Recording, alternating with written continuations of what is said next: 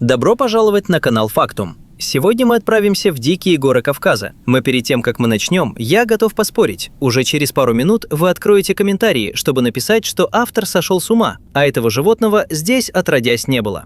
Вы будете утверждать, что я перепутал регионы, и отправите меня учить зоологию. Ведь этот коварный ночной хищник с мощными челюстями у всех ассоциируется исключительно с выжженными солнцем саваннами Африки или пустынями Азии. Но отбросьте скепсис. Прямо сейчас среди каменистых каньонов и засушливых предгорий Кавказа в густых сумерках на охоту выходит существо, один лишь силуэт которого заставит вас поверить, что вы на другом континенте. Забудьте стереотипы. Реальность кавказской фауны намного экзотичнее, чем вы думали. Первое. Прометеева полевка. Перед вами первый и, пожалуй, самый загадочный обитатель нашего списка. Забудьте про медведей и леопардов. Величие кавказской природы начинается под землей. Знакомьтесь, Прометеева полевка. Этот скрытный грызун – строжайший эндемик, который не встречается больше нигде на планете. Ученые не случайно дали малютке имя Титана, укравшего огонь у богов. По легенде, Прометей был прикован к скалам именно здесь, на Кавказе. Полевка же, словно верный хранитель древних тайн, живет на головокружительной высоте до 3500 метров. Вместо того, чтобы спасаться от ледяных горных ветров бегством, она создала под альпийскими лугами колоссальную сеть лабиринтов – настоящие подземные города. Ее образ жизни настолько изолирован, что природа наградила ее уникальным анатомическим строением, аналогов которому нет. Настоящее живое ископаемое, скрытое от людских глаз. Потрясающий старт для нашей истории, не так ли? Второе. Переднеазиатский леопард – призрачный хищник. Если вы спросите жителя Узбекистана, как выглядит барс, он опишет вам обитателя ледяного царства Памира, скрытного ирбиса с невероятно пушистым хвостом-рулем и лапами-снегоступами. Но на Кавказе словом «барс» исторически называют совсем другое животное. Местный барс – это переднеазиатский леопард, один из самых крупных, мускулистых и мощных подвидов леопарда на планете.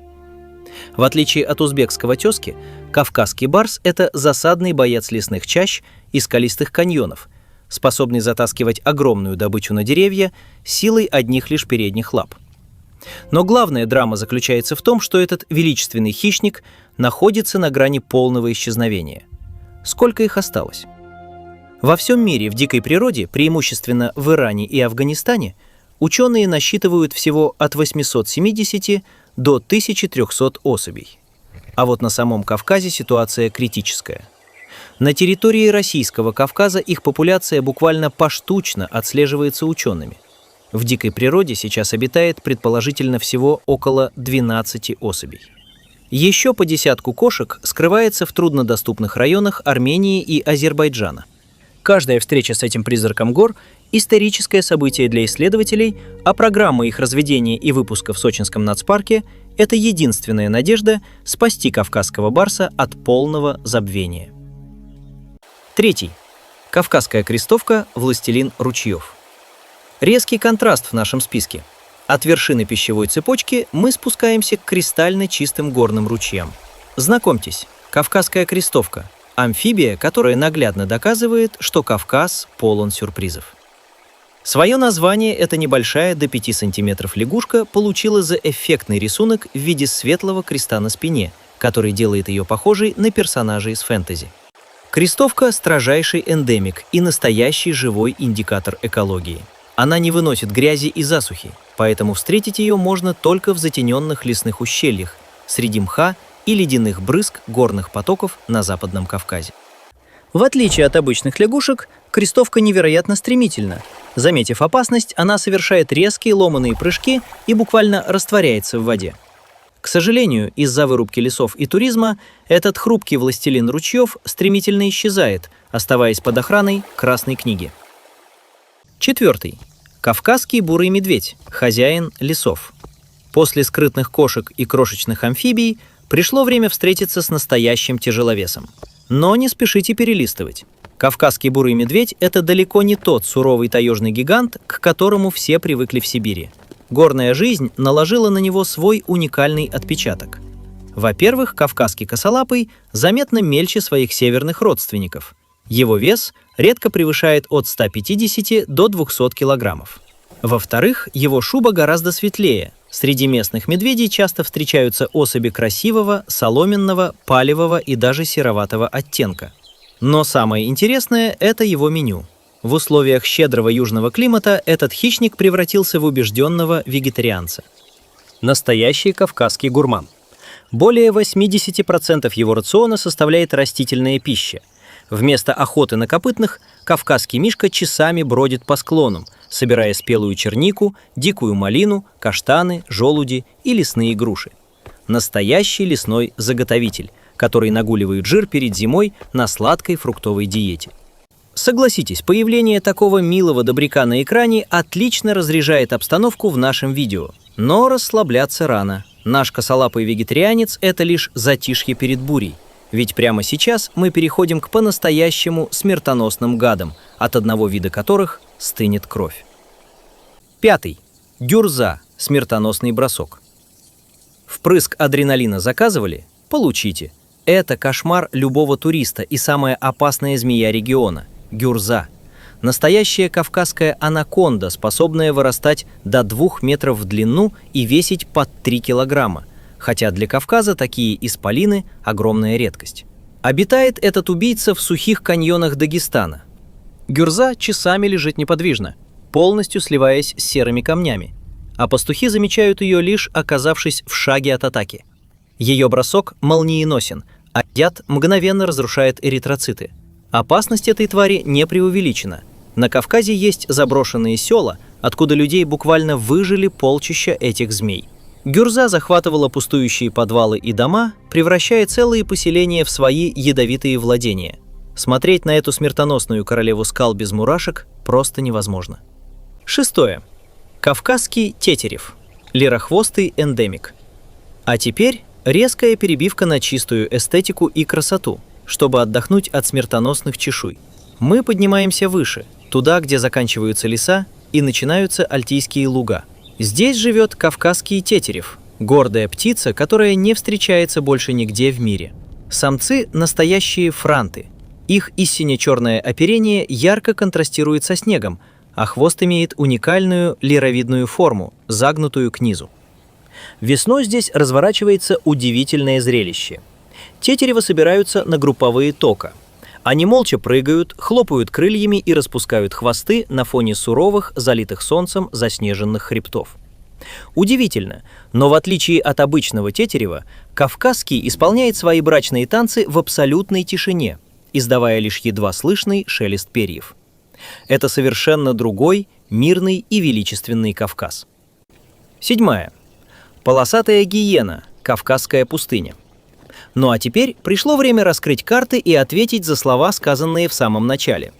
Да-да, это то самое животное, из-за которого вы, скорее всего, уже побежали писать гневный комментарий. Встречайте, полосатая гиена. Звучит как бред? Какие гиены на Кавказе? Автор перепутал регион с Африкой, скажете вы. Но не спешите с выводами. Кавказ – это не только ледники и густые леса.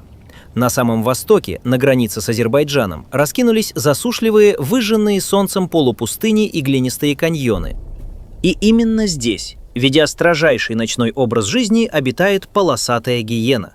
Это редчайший призрачный хищник региона. В отличие от своих пятнистых африканских сородичей, кавказские гиены живут не огромными кланами, а строгими моногамными парами, вместе воспитывая потомство. Обладав невероятно мощными челюстями, способными разгрызать любые кости, эта гиена выполняет роль главного ночного санитара кавказских степей. Так что признавайтесь в комментариях, кто из вас до этой секунды был уверен, что гиен здесь быть не может. 8. Восточно-кавказский тур. Король скал. И раз уж мы заговорили о крутых каньонах, давайте поднимем планку масштабности на максимум и переместимся к головокружительным пропастям Дагестана. Перед нами Восточно-Кавказский тур. Эти мощные горные козлы – настоящие каскадеры дикой природы. Их рога, в отличие от западных собратьев, более гладкие и округлые. Они грациозно закручены назад, напоминая турецкие сабли. Эти невероятные животные способны совершать прыжки на несколько метров вниз по отвесной стене, гася инерцию удара идеальным строением своих копыт. Глядя на то, как стадо туров с абсолютным спокойствием стоит на вертикальной каменной стене на высоте 3000 метров, где человеку не за что даже зацепиться пальцами, понимаешь, кто тут истинный король скал и полноправный хозяин этих неприступных ущелий. Мы покидаем безжизненные, продуваемые всеми ветрами вершины и вертикальные стены Дагестана. Спускаясь с головокружительной 3000-й высоты, мы попадаем в совершенно иной мир, в дремучие, туманные, широколиственные леса Кавказа. Здесь, под раскидистыми кронами вековых буков и дубов, царит вечный полумрак. Горные ручьи с грохотом пробивают себе путь сквозь поросшие изумрудным мхом валуны, а воздух наполнен сыростью и ароматом диких трав. Кавказский лес – это огромный, многоярусный зеленый лабиринт, который надежно скрывает тайны своих обитателей. Здесь не работают законы открытых пространств. Тут важна маскировка, идеальный слух и абсолютная скрытность. И именно в этих сумеречных чащах нас ждет встреча с существами, чья жизнь скрыта от посторонних глаз. 9. Кавказская лесная кошка. Дикий двойник. Встретив его в густых зарослях кавказского леса, вы инстинктивно захотите сказать «кис-кис», но это будет вашей главной ошибкой. Перед вами кавказская лесная кошка. Выглядит как перекормленный домашний кот, но внутри этого пушистого тела скрывается ярость 10-килограммового тигра. Этот зверь абсолютный социопат. Он не признает ни хозяев, ни компромиссов, а приручить его невозможно, даже если взять котенком. Пока домашние коты спят на мягких диванах и лениво выпрашивают сухой корм у хозяев, этот барсик в глухой ночи бесшумно выслеживает и в одиночку валит со скалы молодую косулю, держа в страхе весь ночной лес. Милота? Нет, это чистая концентрированная агрессия, завернутая в мягкий серый мех. Он идеальный убийца, который никогда не станет частью человеческого мира, оставаясь верным лишь зову диких гор. 10. Кавказский благородный олень, лесной великан. Думаете, Бэмби из диснеевского мультика – это милая и безобидная сказка? Забудьте этот бред. Кавказский благородный олень – это четверть тонны живой первобытной мощи, увенчанная тяжеленной и смертоносной короной из костяных рогов. Осенью, когда у этих лесных гигантов начинается сезон гона, они превращаются в безумных и яростных гладиаторов. Их хриплый, утробный рев буквально разрывает кавказские предгорья, заставляя вибрировать сам воздух и поджимать хвосты всех хищников в радиусе 5 километров вокруг. Это не просто мирный лесной травоядный. Это настоящий живой танк, который с треском ломает кустарники грудью и готов насмерть размазать любого конкурента ради своей территории. Настоящий кавказский царь, не знающий страха и пощады, перед которым трепещет вся тайга. 11. Белоголовый сип, пернатый санитар. Если вы думали, что птицы – это исключительно про милое весеннее щебетание в саду, то просто посмотрите вверх на кавказское небо. Там, широко раскинув свои огромные 3-метровые крылья, зловеще парит белоголовый сип. Это не просто птица, это тяжелый военно-транспортный беспилотник дикой природы. Сипы живут и гнездятся на таких вертикальных и неприступных скалах, где у любого человека закружится голова от одного только взгляда вниз. Обладая зрением мощного суперкомпьютера, этот пернатый гигант способен высматривать добычу с колоссальной высоты птичьего полета. Его страшный клюв создан для того, чтобы без труда колоть кости, а желудочный сок растворяет любые опасные инфекции. Суровый, огромный и пугающий хозяин неба, который патрулирует эти горы миллионы лет. 12. Шакал, ночной хор. Как только гигантские сипы скрываются за неприступными скалами, а на Кавказское побережье падает душная южная ночь, тишина гор взрывается звуками, от которых сидеют неподготовленные туристы. Спокойный сон отменяется, потому что на сцену выходят шакалы. Эти хитрые бестии заполонили все предгорья, и их главная фишка – психологическое оружие. Стоит только одному шакалу издать дикий, похожий на безумный хохот или плач ребенка вой, как его тут же подхватывает вся банда. Этот коллективный хор в темноте звучит так, будто из самого ада вырвалась стая демонов. На деле же эти наглые, умные и невероятно наглые хищники просто проводят перекличку перед тем, как обчистить лагерь зазевавшихся палаточников, украсть у них еду или выйти на свой очередной ночной разбой. Слушая ночной вой шакалов, невольно задумываешься, насколько многогранен и опасен этот регион. Мы перешагнули за экватор нашего списка, и впереди вас ждут самые невероятные истории выживания. Если вам нравится открывать для себя изнанку дикой природы Кавказа вместе с каналом Фактум, прямо сейчас проявите звериную решительность, влепите этому видео жирный лайк и подпишитесь на канал. Для вас это всего один клик, а для нашего лесного комьюнити – мощнейший стимул выпускать такие документалки еще чаще. Ну а мы продолжаем наше путешествие и резко меняем декорации. Оставляем серых шакалов в темноте и переносимся на залитые солнцем, но от этого не менее опасные склоны Западного Кавказа, где прямо среди сочной травы нас ждет встреча с настоящим ядовитым самоцветом. 13. Кавказская гадюка, гадюка Казнакова, ядовитый рубин. После серого унылого шакала пришло время для взрыва красок, но не вздумайте расслабляться. Перед вами гадюка Казнакова, или кавказская гадюка, которую ученые заслуженно зовут ядовитым рубином. Эта маленькая змея, едва достигающая полуметра в длину, выглядит так, будто сбежала из террариума эксцентричного миллионера. Ее чешуя горит ярчайшими красно-кирпичными, лимонными и угольно-черными цветами. Обитает эта красотка на Западном Кавказе, в том числе в лесах Сочинского нацпарка. Но за роскошным тропическим нарядом скрывается опасное оружие. Ее яд невероятно токсичен и разрушает ткани быстрее, чем у большинства других гадюк. Она не ищет встречи с человеком, но если вы наступите на этот живой драгоценный камень в траве, пощады не будет. Настоящая смертоносная роскошь кавказских предгорий. 14. Горный зубр, возрожденный исполин. От миниатюрной змеи прямиком к грохоту копыт исполина, который заставит вас поверить в чудеса. Горный зубр – это оживший сиквел парка юрского периода на Кавказской земле. Только представьте, в 1920-х годах из-за безумного браконьерства этот подвид лесных великанов был полностью, под ноль, уничтожен в дикой природе. Осталась лишь пара особей в зоопарках. То, что вы видите их на экранах сегодня, грандиозный триумф советских и российских зоологов, которые буквально по крупицам, через сложнейшую селекцию, воскресили этот вид из небытия. Сегодня этот мохнатый танк весом под тонну снова по-хозяйски бродит по кавказским заповедникам, ломая вековые деревья, как спички. Настоящий кавказский титан, который восстал из мертвых, чтобы доказать: природа способна отвоевать свое. 15. Кавказский улар, горная индейка.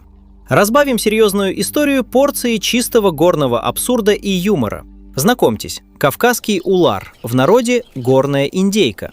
Эта упитанная птица умудрилась забраться на такую дикую высоту до 5000 метров, где пасутся только туры. Но самое смешное в уларе – это его отношение с гравитацией. Жизнь на вертикальных кручах сыграла с ним злую шутку. Улар практически разучился летать вверх. Если внизу появляется хищник, птица не взмывает в небо, а с паническими криками начинает стремительно бежать в гору на своих двоих, перебирая лапами, как заправский спринтер.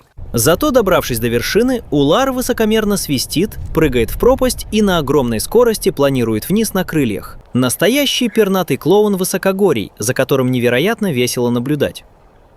16. Кавказский волк, одиночка из тумана. Но юмор заканчивается там, где из густого горного тумана бесшумно соткаются силуэты тех, кто не прощает ошибок. Кавказский волк – это поджарая, выносливая и абсолютно безжалостная машина для выживания в экстремальных условиях. Местные волки несколько мельче полярных собратьев, но превосходят их маневренности и дерзости. Их жизнь – это бесконечный вертикальный триллер. Зимой, когда скалы покрываются коварным льдом, волки затевают смертельную игру с кавказскими турами. Они загоняют мощных козлов на самые опасные обледеневшие карнизы, выжидая, пока жертва сама совершит один неверный шаг и сорвется в бездну. В этих суровых горах кавказский волк не просто хищник, он расчетливый режиссер чужой смерти, вечно крадущийся по вашим следам в тумане. Из туманных ущелий, где властвуют волчьи стаи, мы вновь поднимаемся к залитым солнцем альпийским лугам и неприступным вершинам. Наш топ выходит на финишную прямую, и здесь, на самой границе между небом и землей, природа Кавказа припасла своих самых удивительных, грациозных и невероятно выносливых созданий. 17. Кавказская серна, невесомая грация. Если вы думали, что законы физики и гравитации обязательны для всех, то вы просто не видели кавказскую серну в движении. Это изящная копытная с тонкими крючковатыми рожками, настоящий паркурщик дикого высокогорья. Серна способна мчаться по вертикальным скалам и каменистым осыпям со скоростью до 50 км в час, совершая прыжки в бездну на глубину нескольких метров. Там, где человек сорвется и разобьется в щепки, серна лишь слегка пружинит своими уникальными копытами, которые буквально прилипают к любому скользкому выступу. Заметить ее в горах – огромная удача, ведь при малейшей опасности этот неуловимый спринтер растворяется среди скальных трещин за доли секунды. Настоящая живая молния, для которой отвесные пропасти являются родным и безопасным домом. 18. Кавказская рысь. Пятнистый призрак. Но даже у самой стремительной серны на Кавказе есть враг, способный прервать ее безумный полет. Встречайте кавказская рысь. Поверьте, встретить этого пятнистого призрака в дикой природе Кавказа сегодня гораздо сложнее, чем даже переднеазиатского леопарда. Местный подвид рыси – это абсолютный гений маскировки. Ее роскошный мех с четкими темными пятнами идеально сливается со стволами столетних буков и солнечными бликами в густых лесных чащах. Рысь никогда не бегает за добычей неделями, она берет свое безупречным расчетом. Хищница часами сидит в засаде на скальном выступе или толстой ветке дерева, чтобы совершить один единственный идеальный прыжок на спину жертвы. Настоящая королева кавказского камуфляжа, чьи глаза видят вас сквозь любую ночную тьму. 19. Западно-кавказский тур / кубанский тур. Тяжеловес высокогорий. Финальный и самый мощный аккорд среди копытных нашего списка. Знакомьтесь, западно-кавказский или кубанский тур.